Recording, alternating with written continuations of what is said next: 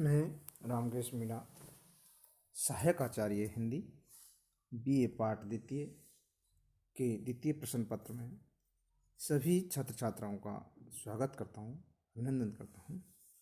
आज का हमारा विषय है प्रूफ शोधन प्रविधि। प्रूफ शोधन प्रविधि, जैसा कि हमने पिछली कक्षा में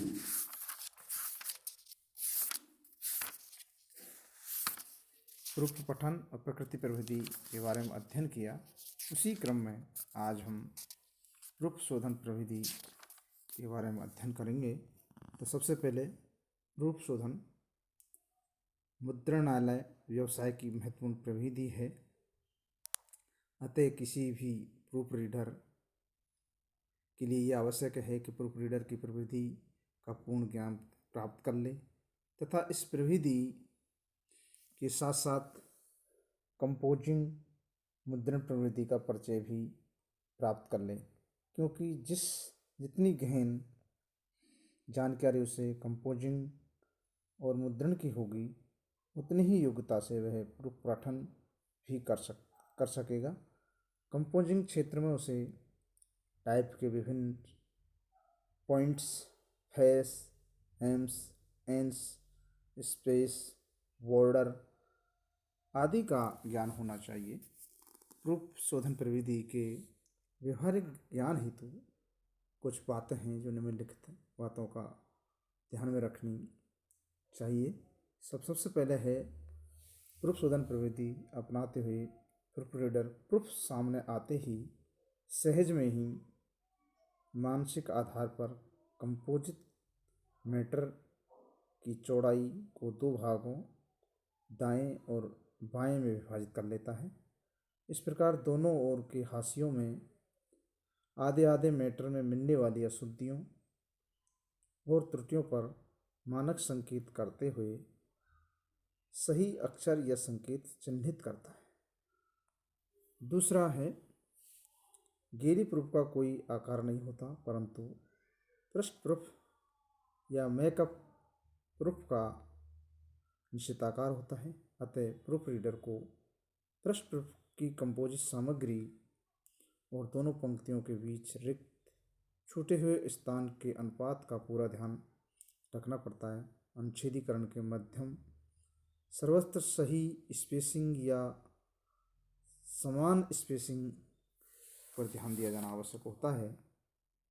प्रूफ रीडर को बुक वर्क के लिए उचित स्पेसिंग या जॉब वर्क के लिए उचित पृष्ठ सज्जा या लेआउट का ध्यान रखना चाहिए। तीसरा है प्रूफ रीडर कंपोजिंग व्यवस्था के पूर्ण ज्ञान के आधार पर ही margin, space, indent, points, font, para आदि का सही पृष्ठ सही प्रूफों में देखता है, और यदि कहीं त्रुटि है तो मानक संकेत चिन्हों द्वारा वांछित रूप प्रदान करने का निर्देश कंपोजर को देता है।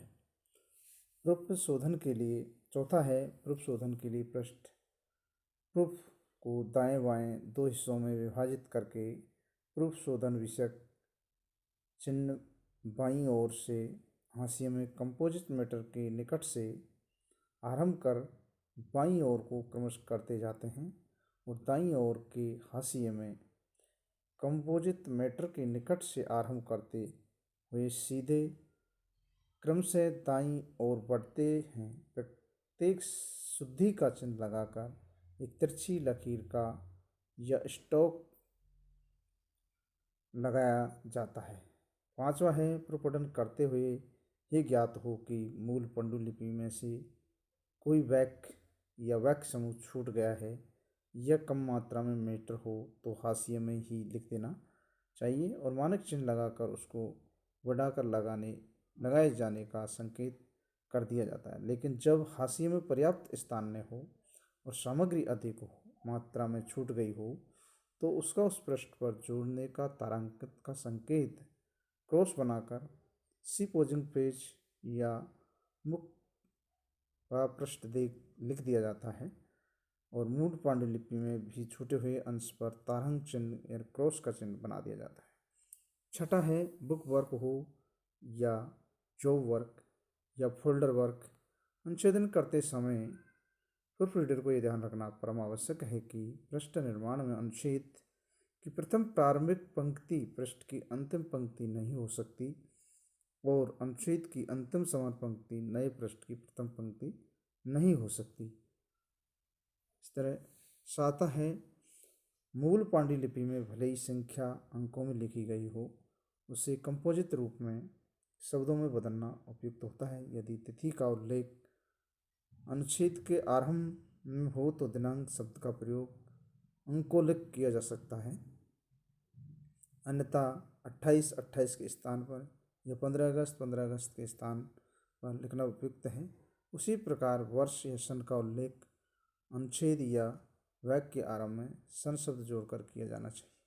आठवां है पांडुलिपि में लेखक कभी कभी या साथ साथ शब्दों को कभी कभी मतलब कभी +2 या साथ साथ लिखने के लिए 7 के रूप में भले ही लिखते हो, परंतु प्रूफ शोधन को इस प्रयोग को बिना लेखक की अनुमति के ही बदलना औचित्यपूर्ण है। यथा कभी कभी या साथ साथ ये मुद्रण प्रवृत्ति का शुद्धिकृत रूप है। तो इस प्रकार मूल पांडुलिपि में कभी कभी या साथ साथ दो सात शब्द आते हैं, उनको हम ऐसे भी कभी कभी 2 निर्णय करके कभी 2 या साथ साथ को 7 2 के रूप में भले ही लिखते हों, परंतु प्रूफ शोधन को इस प्रयोग को बिना लेखक की अनुमति के ही बदलना औचित्यपूर्ण है। यथा कभी कभी या साथ साथ ये मुद्रण प्रवृत्ति का शुद्धि रूप। 9वां है अनुच्छेद के मध्य 3 या 2 स्पेस का स्थान या पंक्ति में पूरी कंपोजिट सामग्री के अनुरूप विभाजित स्पेस स्थान के समानुपातिक रूप पर प्रूफ रीडर की प्रथम दृष्टि जानी चाहिए। यदि ऐसा नहीं है तो मुद्रण का जो समानुपातिक रूप बिगड़ जाएगा और मुद्रित नाम से असंतुलित दृष्टिगोचर हो उठेगा। 10वां है भले ही पांडुलिपि में न हो पर व्याकरण की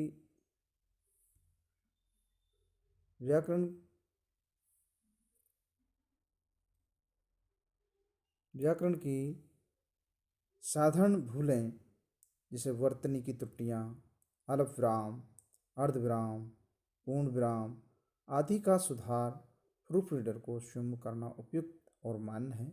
लेकिन कहीं अर्थ का अनर्थ करने के लिए प्रूफ रीडर को मनमाने अल्प या अर्धविराम नहीं देने चाहिए। यथा जैसे रोको मत जाने दो,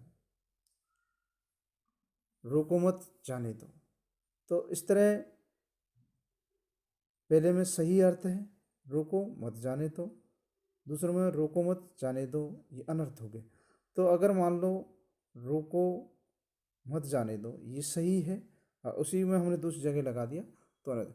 तो कभी कभी टंकन की भूल के कारण जो शब्द के मध्य स्पेस रहता ही नहीं है या स्पेस अनजाने में रह जाता है, तो प्रूफ रीडर को उपलब्ध संदर्भ के अंतर्गत ही प्रूफ शोधन में स्पेस हटाकर शब्दों को जोड़ने या जुड़े शब्दों के मध्य अधिक स्पेस मांगने के मानक संकेत करना उचित होता है। अन्यथा अर्थ का अनर्थ भी हो सकता है, जिसे निर्बल केवल राम और निर्बल केवल राम। तो इस तरह जो शब्द है उनमें अलग अलग हो सकता है। तो प्रथम वाक्य में यथास्थान स्पेस है और वह सार्थक अभिप्राय सिद्ध करता है कि निर्बल अशक्त की शक्ति तो राम यानी ईश्वर में होती है। दूसरे वाक्य में है लगता है निर्मल अशक्त तो केवल राम है और तीसरे वाक्य में निर्बल केवल राम नामक प्राणी है। निश्चय ही अंतिम 2 वाक्य अनर्थ के द्योतक हैं। तो इस तरह जो अल्प विराम, पूर्ण विराम, अर्धविराम आदि का जो अर्थ का अनर्थ होने की संभावना है बहुत अत्यधिक रहती है। और 12वां है, प्रूफ रीडर को फॉर्म के मुद्रण का पृष्ठक्रम स्मरण रखना अत्यंत आवश्यक है। वैसे तो स्टोन पर पृष्ठ कसने वाले कंपोजिटर को ही इस बात का ध्यान देना आवश्यक होता है, लेकिन प्रूफ शोधक के लिए भी यह अपरिहार्य ज्ञान है कि वह मशीन प्रूफ आते ही कंपोजिशन या पृष्ठ संशोधन देखें कि उपयुक्त है या नहीं। सामान्यतः द्विपृष्ठीय इम्पोजिशन में प्रथम पृष्ठ दाईं और द्वितीय पृष्ठ बाईं और छोटे चेस में कसा जाता है। अन्य इम्पोजिशन 4 पृष्ठीय, 6 पृष्ठीय, 8 पृष्ठीय और 16 पृष्ठीय होते हैं। इनमें 6 पृष्ठीय इम्पोजिशन प्राय फोल्डर्स या वाउचर्स की होती है। थैंक यू, धन्यवाद।